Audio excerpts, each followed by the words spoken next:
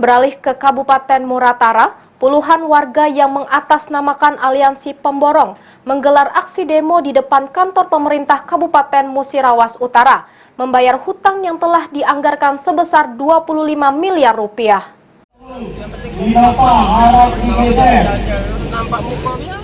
Sejumlah aliansi pemborong menuntut kepada pemerintah Kabupaten Musirawas Utara untuk dapat segera merealisasikan atau membayar hutang yang telah dianggarkan pada anggaran induk sebesar 25 miliar.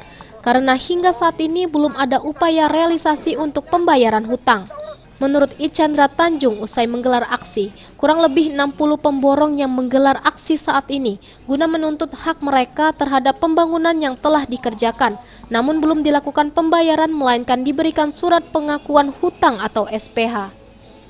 Dalam SPH tersebut akan dilakukan pembayaran walaupun secara bertahap, dan para pendemo meminta kepada pemerintah Kabupaten Muratara untuk transparan terkait dengan penyelesaian SPH yang ada.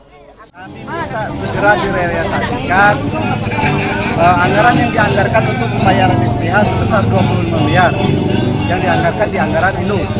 Yang kedua, kami minta dianggarkan kembali di anggaran perubahan untuk pembayaran SPH.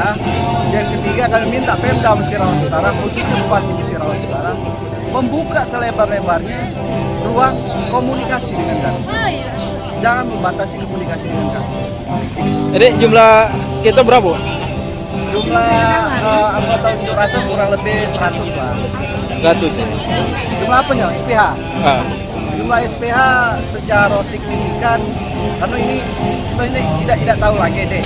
Dulunya 190 sekian, terus 150 sekian, nah kabarnya sekarang lah nurun pula. Nggak tahu, mungkin banyak yang dibayar tanpa terkonfirmasi.